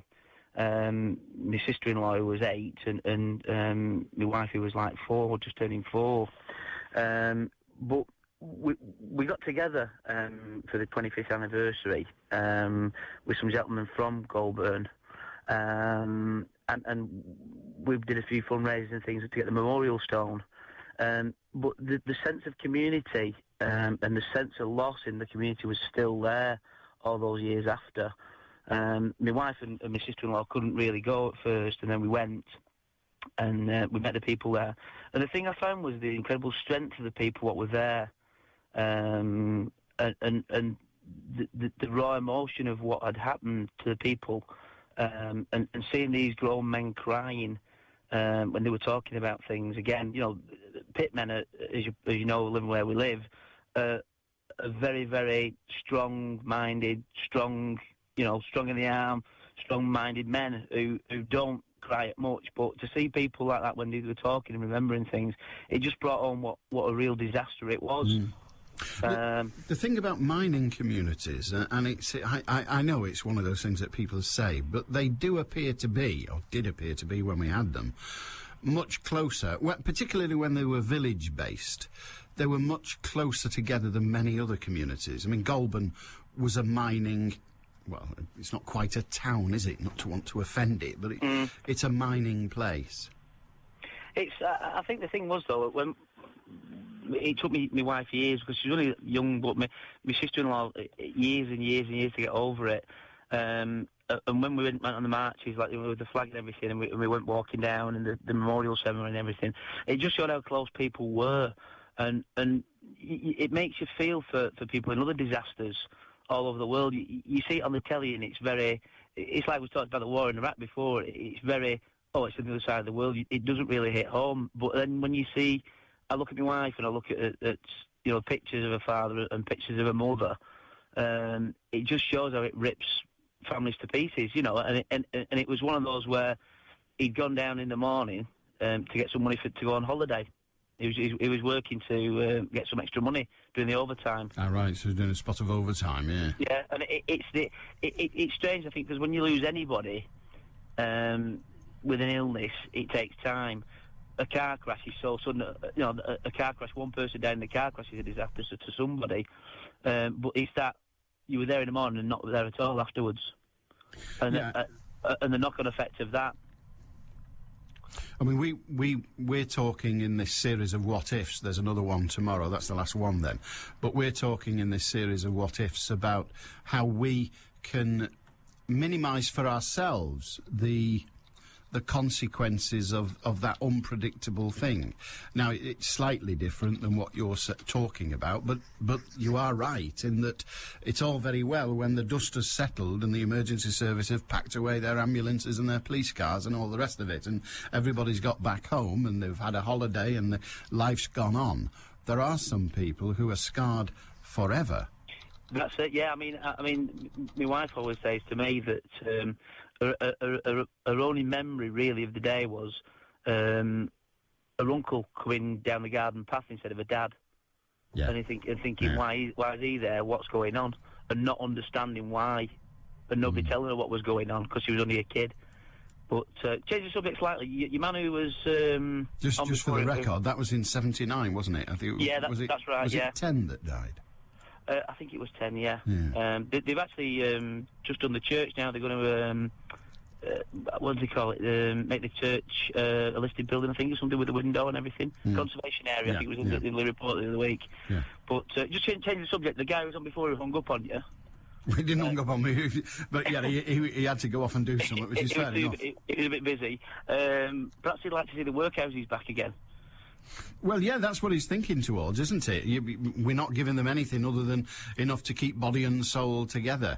But you can understand why people like him, Peter it was, like Peter, who've worked all their lives and they've put money into the system, and then when it comes to taking money back out, it's rather like an insurance policy that doesn't pay out. You get damned annoyed about it. It is frustrating and it is annoying, but at the end of the day, I think in this day and age now, I've changed my tune to somewhat to there, but for the grace of God go I, that everybody's job's up in the construction industry. Certainly it is up for grabs. You know what I mean? It's sort of like, you know, anybody could go at any time. So there go, with the grace of God, go I. But Peter, I'm sure, who was on earlier, would say, yes, for those who have lost their job through no fault of their own and have every intention, providing they're young enough, of getting another, for those who are injured, for those who are sick, I'm sure Peter, I don't want to put words in his mouth, but I'm sure he would say, well, that's fine, therefore, for the grace of God, go I. The people he's talking about, or was talking about, are those who've never done a lick in their lives and, frankly, have no intention of so doing. I think, as my grandma used to say, she used to have a saying that not frightened of ending up in Frog Lane. Frog Lane? Frog Lane was where the workhouse was in Wigan, I believe. Oh, right, now I understand it. She was terrified as a kid of being put in the workhouse. I think her grandmother or her mother had said, I'm never going to end up in Frog Lane. Well, I suppose it points up the difference between your mum and my mum, but the thing my mum was always afraid of was ending up in Winwick. Winwick was the local psychiatric hospital. She said, I don't care what happens to me as long as I don't end up in Winwick. And she usually looked at me when she said that as if I was going to drive her there. I don't know what she meant by that. Good on you, Alan. Have a good day. 0161228 2255. She used to say, whatever else happens, don't put me in Winwick. I don't care. What was bad about Winwick, she never did say, but then she never found out because she never did go there. And perhaps that's in its way how it should be. 0161228 2255. If you've something to say today, that's fine. You can talk about absolutely anything. And we're back to the story of yesterday. Eric in Gorton via email. What are all these people creating such a fuss about with regard to the P word? I'm going to have to say it. I haven't said it. The P word, if you weren't paying attention yesterday, came to the fore because Princess, oh dear God, that's me in trouble. Prince Harry, it's butch as they come, isn't it? Prince Harry called a fellow officer descriptively as our little packy friend. I'm not going to use the word again, but I'm just establishing what it is we're talking about. And Eric goes on, you served in the army, as did I, in the same unit and job no less.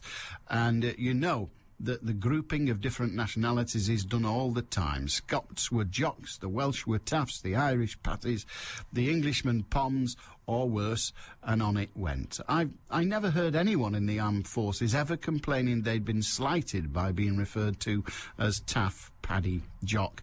The same goes for the P word. In the forces, it's just a term to identify where one comes from. Scouse, Brummy, what have you. Seems to me that it's just someone trying to sell the video of Prince Harry for mischief and to make a quick buck 3 years after the event, no less. As I say, the world's gone mad. That's Eric in Gorton. Jeff in St Helens. Hi, Jeff. Hi, speaking about the world going mad, there's a thing on the news this morning about Japan. They have a pet cafe. A what? A pet cafe. I don't know if you've seen it. I didn't. Basically, what it is, if you haven't got a pet, or you haven't got room for a pet, you can hire one for an hour or so. Oh, yes, I have heard of it. I've never heard it called a pet cafe, but yes, I have heard of that. Yeah, well, you can hire a dog or a cat or a rabbit or something, and for an hour. But isn't that a good idea? Well, yeah, it seems a bit strange. We used to laugh at karaoke and sushi bars, and yet we've embraced them. So we are now eating raw fish and singing our hearts out. So whether or not it'll come over here, yeah, I mean, if you've...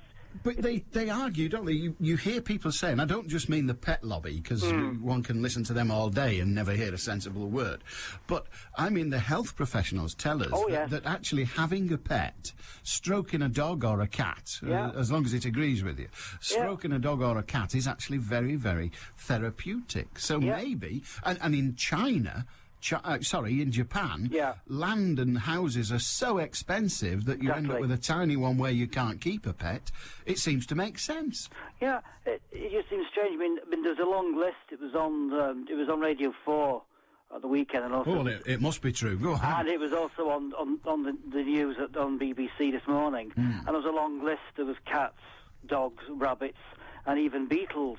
Beetles? Beetles, yeah. I thought, well, the last time You hire one of them for a day and it's gone. Well, not only that, I mean, the last time a Japanese took a beetle, what happened, you know what I mean? But Oh, dearie me, that's terrible.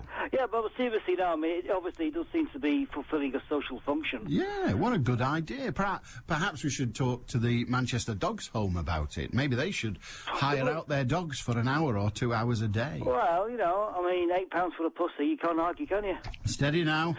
Have a good day, Jeff. I think of Mrs. Slocum, honestly. Have a good day. You too. 0161 228 2255. You set the ambushes and I'll walk into them. And even using the word bush was unfortunate there, but never mind. 0161 228 2255. Terry in Tilsley says, I see that you two... Oh, forget it. I see that you two have said they'll be performing at the Barack Obama do. Do you think Bono may take off those bloody stupid sunglasses? Nah, I suspect not. Nah, because that would imply that he had a brain, and I'm not altogether sure that that is so when it comes... But at least nobody knows what he looks like. Quite a lot of us are grateful. Peter says via email, a few years ago, a very good friend of mine was one of the first Asians in Rochdale to be awarded the OBE. A ministerial car arrived to take him for this award. The car belonged to the Pakistani embassy and carried diplomatic immunity, you know, the CD plate on the back. The private registration number of the car was PAK1.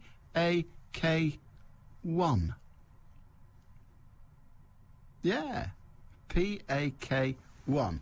How times have changed, says Peter. I wonder if that's true, or is it apocryphal? It sounds good enough to be true. Too good to check, I might say. Every lunchtime, Allan Beswick and you. BBC Radio Manchester. A very good day. 161 228 2255. And, of course, Radio Manchester at bbc.co.uk. And, equally important, you might say, is the text number 07786 206 951. Listen to this from Rod. And you may think, hang on a minute, I remember that. Have you noticed the recent very public raids carried out in the Ancoats area? Why all the cameras? Why all the publicity? Of all the people who've been arrested, I know of only one who's been deported. This primarily because he hated our weather and his family were nagging him to come home. So now he's at home in sunny Pakistan and we bought the ticket. How much do these raids cost? They're of no practical purpose. If they catch an illegal immigrant to stop him earning his £2.50 an hour, then what will he do? I know many asylum seekers with the most desperate stories. Yet, if we stop them working their 80 hours a week, what will they do? They'll turn to crime, as many have already. I've worked in the knitwear industry, says Rod, for 41 years. Without these people, most being very honest and hard-working, there would be no knitwear industry. The pressure from Chinese imports being so great. Manchester supplies all the main high street stores. They are all aware of the situation in Manchester. I could go on, but I know you hate emails. No, I don't.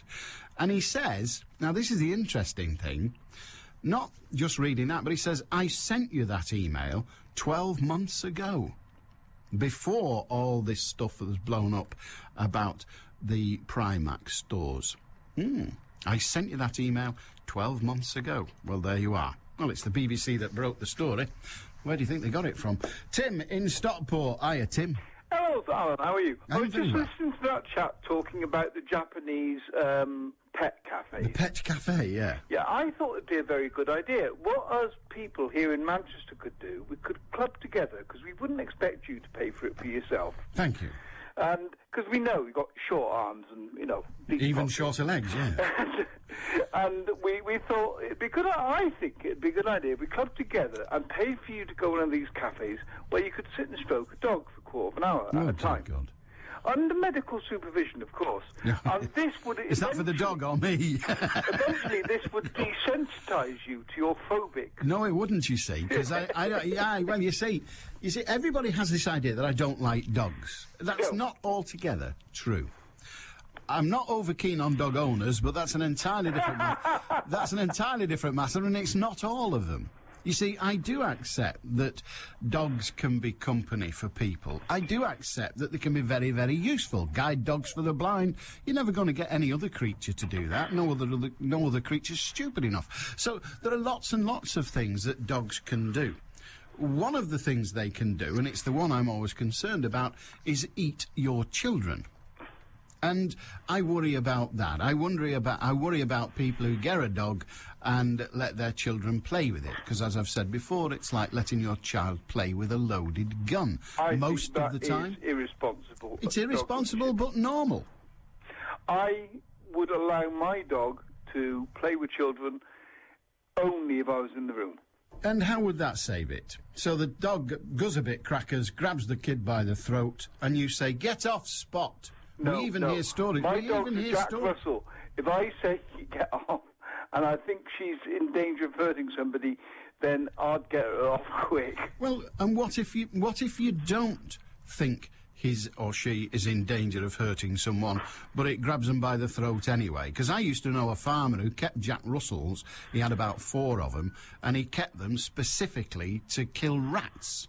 Yes. Now, getting hold of a rat by the neck as it did and shaking it until the neck snaps and then running off and grabbing another, I'm afraid if it decided to do that with a small child, it'd be dead kids you'd be dragging it off. I beg to differ with you. Well, on beg this to point, differ all you like, but don't count the gravestone.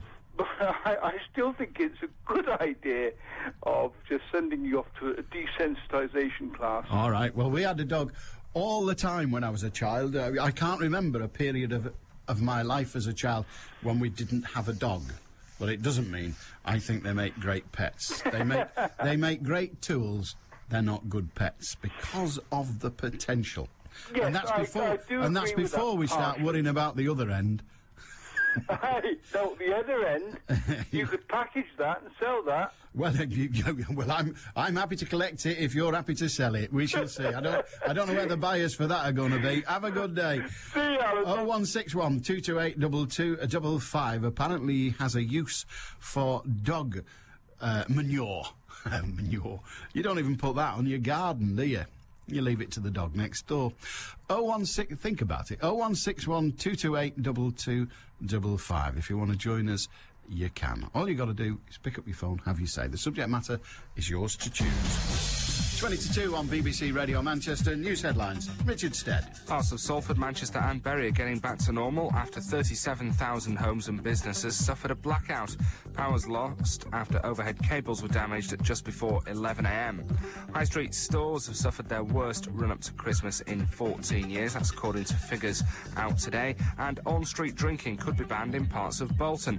A meeting's taking place this afternoon to discuss a ban which would affect the Tonmore and Great Lever areas. Manchester's weather, isolated showers, but generally brighter with sunny intervals, highs of 7.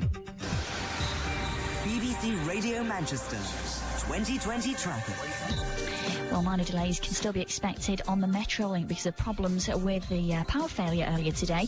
So again, as I say, delays can be expected between Altrincham and Bury, Salford Quays and Piccadilly.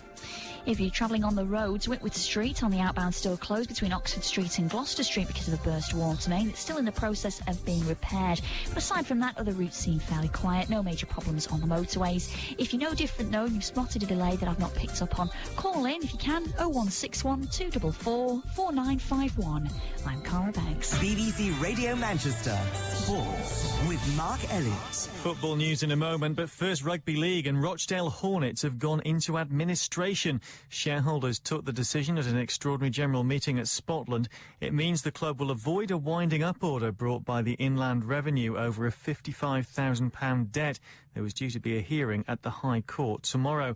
The Hornets were one of the 20 founder members of the Rugby League in 1895 and are now looking for new owners. They're still in talks with the town's football club, but it will most likely mean sanctions against the club. When Widnes went into administration in 2007, they were deducted 9 points from the start of the following season. On to football now. Manchester United are targeting top spot in the Premier League on Saturday evening, according to Wayne Rooney. With a game in hand to play against Wigan tomorrow, followed by a trip to Bolton at the weekend, Rooney says they want to make sure Liverpool are playing catch-up by the time they play again on Monday. It's down to us now, and if we win them 2 games, we're top of the league, and though it might be till Liverpool, play Everton on the Monday, but it's still something we want to on Saturday night. We want to look at that table and be top. Well, when it comes to scrapping for the Premier League title, Wigan manager Steve Bruce has warned Liverpool's Rafa Benitez not to play mind games with Sir Alex Ferguson. Benitez has openly stated he believes the United boss gets preferential treatment from the authorities, but Bruce says the best thing is to stay out of it. There's always a little bit of banter going about. The mind games have started, have they? Has Fergie done it on purpose? Who knows? But certainly he's got a reaction, and the way his team performed on Sunday. How do you take someone like Sir Alex Ferguson on, though, Steve?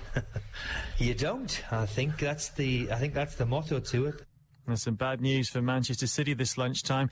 Dietmar Hamann will be out of action for up to 3 months with a toe injury. The midfielder suffered the knock in training yesterday. He's flying to Zurich today to see a surgeon who worked with him on a previous injury. Well, despite Steve Bruce saying he hasn't had any bids for any of his players, Hull City say they're close to signing midfielder Kevin Kilban. Manager Phil Brown says he's a definite target. He would be a tremendous asset to a team who are in our situation. So, yes, we are interested in Kevin Kilban, and hopefully we'll be moving closer towards that after the game on Wednesday. Have you agreed a fee with Wigan? I think that's the only sticking point. Hopefully, if we get that agreed, then hopefully there'll be no more sticking points. But you know what these things are like. Into League One, and Oldham forward Dean Winders has revealed he could stay on at Boundary Park next season. The 39-year-old, who's on loan from Hull, made his Latics debut in the 2-1 win over Hartlepool last night. I've got an option next year if I want to carry it on. But at the moment, I just want to play. I just want to carry on playing, and hopefully we can get promotion and see what happens. Well, tonight there are 9 FA Cup third-round ties, including non-league Histon against Swansea. Stockport play at Swindon in League One. You can hear live reports into Manchester Reloaded from 7 o'clock. In tennis, the world number 2 Roger Federer says he's surprised Andy Murray has been installed as joint favourite for the Australian Open by some bookmakers. Murray, who's yet to win a Grand Slam, has already beaten Federer twice this year, as well as defeating the world number 1 Rafael Nadal. And Europe's Ryder Cup committee is meeting in Abu Dhabi today to discuss who will be captain at the Celtic Manor next year. Front runners are Sandy Lyle, Ian Woosnam and Jose Maria Olazabal. The next live action on the Northwest's biggest sports station. It's that League One game tonight. Stockport travel to Swindon to find out how they get on. Listen to regular live updates in Manchester Reloaded from 7. BBC Radio Manchester. A bishop. It's all bishops today, isn't it? There's a new bishop that's put his name up and he's made an announcement about being granted his bishopric on Facebook or YouTube. It was, wasn't it? The other one, YouTube. Never mind, other bishops in the news. A bishop was refused entry to India on a tourist visa because he wouldn't promise not to preach. The Right Reverend Michael Perham, the Bishop of Gloucester, wanted to visit the city's partner diocese of Donegal and Kamatakas Central. But because he had a tourist visa and not special approval from the government, the bishop was told he was forbidden from preaching. Unable to promise not to spread the Christian message during his stay in the subcontinent, he was told he could not board the plane. The bishop's chaplain, Aidan Platten, said the bishop and his party had travelled there on tourist visas before and encountered no problem. He said it's disappointing and embarrassing because there were lots of activities planned with the partner diocese. The visas were tourist visas. That is what we applied for previously, and we've been to India lots of times. Our passports were lost and we got them back. They had no visas because the rules had changed at the end of last year. They said they would give us the visa only if we assured them we would do no preaching. My understanding now is that clergy need a business visa if they want to do anything which is part of their work. Well, that's quite right too, isn't it? If you go into another country to do work, even if your work is praying on God's behalf and all the rest of it, then surely that is exactly how it should be. If you go in there to do your work, he's a bishop, that's his job. Terry in Tilsley says, I don't mind chipping in for a dog for half an hour for you, just so long as it's a pit bull and it's trained to kill only short-arsed ginger people. That's a bit harsh on Mike's Harding and Hucknall, but apart from that, quite funny. Caffeinated Conversation with Heather Stott and Friends. Girls talking, I don't think that leads to obesity. I don't think there's any way around it. I think just from our anecdotal evidence here. You talk a lot, and look how skinny you are. Weenie. It's this secret Get a dancing. webcam in here. Get a webcam and check out how deluded everybody is. Heather Stott. I mean, I am a golfer, and I would love to go on a golfing Do you know there was a piece in the paper yesterday? Did you see this about golfers? Yes. Golfers when they're going deaf because they're allowed whack of the club on the ball. Not the way Graham hits it. It's a sweet little click. That's what it is. Good walk spoiled. I'll tell you that much. Caffeinated Conversation. The Coffee Club with Heather Stott and Friends. Priceless. Tomorrow morning from 9 on BBC Radio Manchester. I'd just like to say that I'm doing my best by, it's frequently found not good enough, but this is as good as it gets. I'm doing my best. I mention it because of this. The new chairwoman of media regulator Ofcom came under fire today for drawing a £200,000 salary for a 3-day week. Well, as I say, I'm doing my best to keep her busy so that she can do a 5-day week. Me, Russell Brand and Jonathan Ross all appear to be working hard to see that the lady has full employment. But no, she can only manage the 3 days. But at least she's getting 200,000 for it. Worth every penny. Dear Alan, why can't people get it through their heads that we all live on the same planet and that the moment we leave these shores, we're all foreigners somewhere? My attitude is people are just people. Treat others as you would wish to be treated. Some 36 years ago, we were invited to the mess of an American detachment and were told that one of our number could not enter because he was black.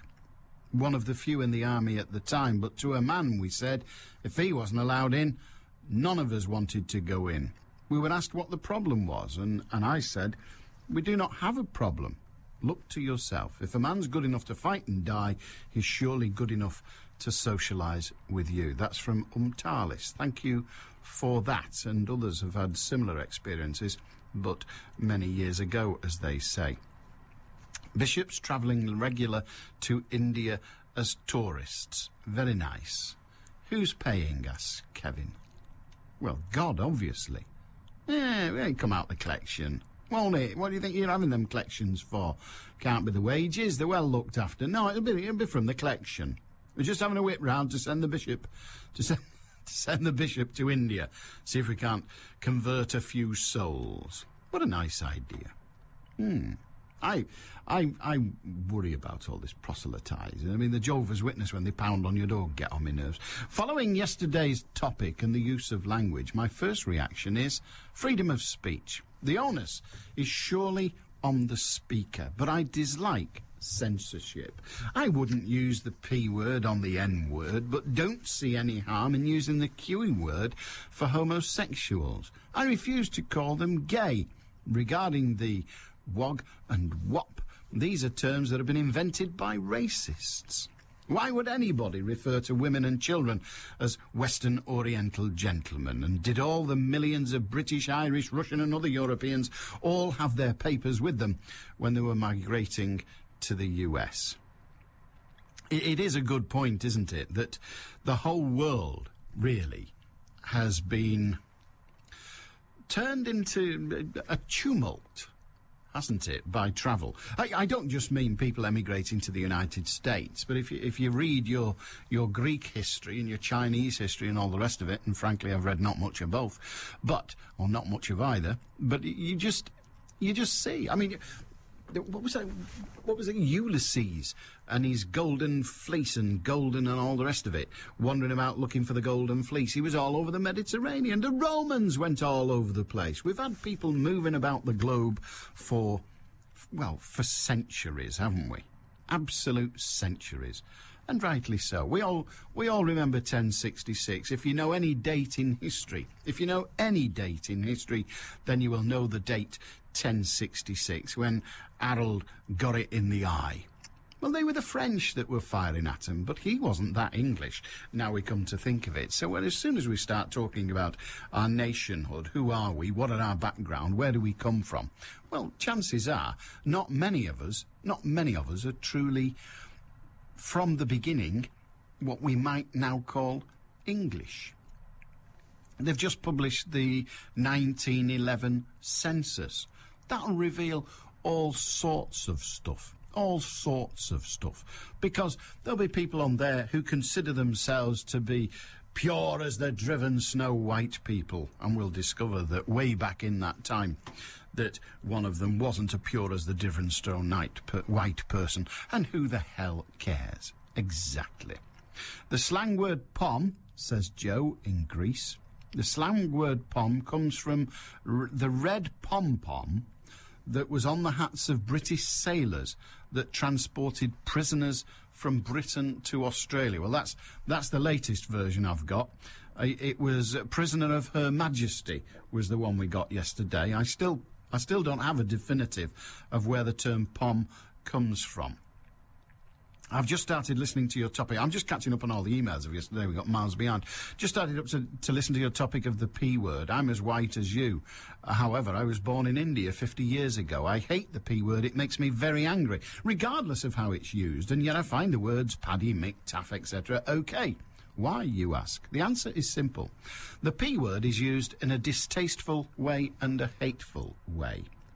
I was subject to racism when I returned to the UK, even though I was white. The reason was that my birthplace, Calcutta, India, when people read my CV or job application, I was turned down for an interview. I ended up having to put a sentence in my application stating father was serving in the armed forces in India. And guess what? A huge impact that had. I got interviews. I also know as a fact that a large international company invited a chap along for an interview as his CV was the best thing since sliced bread. That was until he arrived for the interview. He was of Afro-Caribbean origin. Needless to say, he was not employed. Awful, I know, but indicative of our times.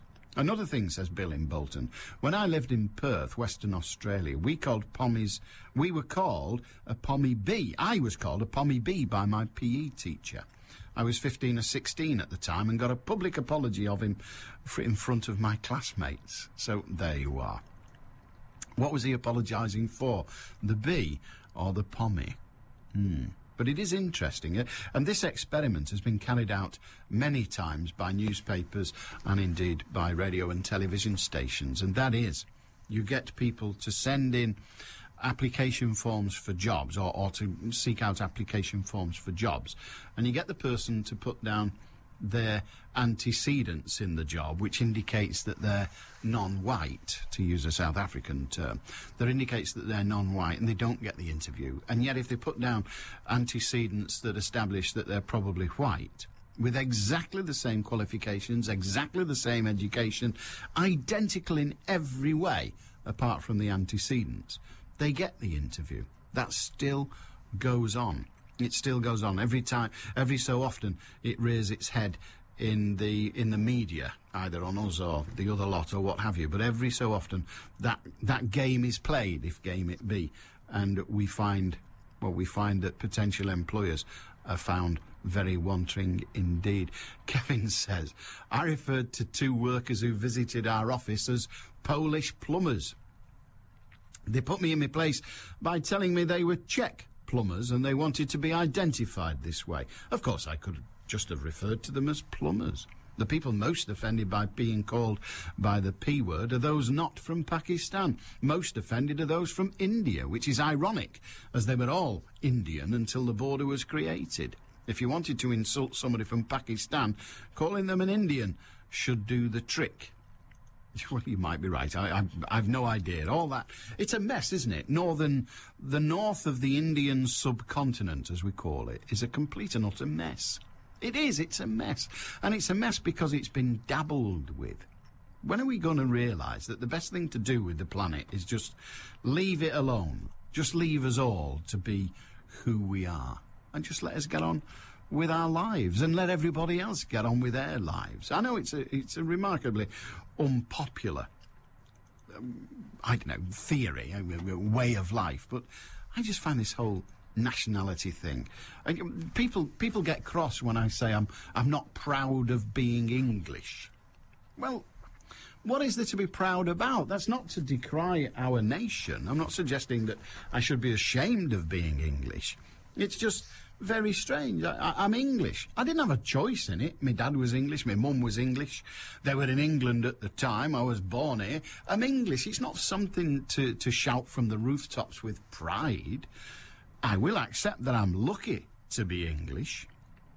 It could have been worse. I could have had a mum or a dad who was African or Indian, and I could be born in India or Africa, and I could have starved to death before the age of 5, or I could have been murdered by the African just down the street, or the Indian subcontinent resident just down the street. I could have lived in a country where they burn my church. I could have been born...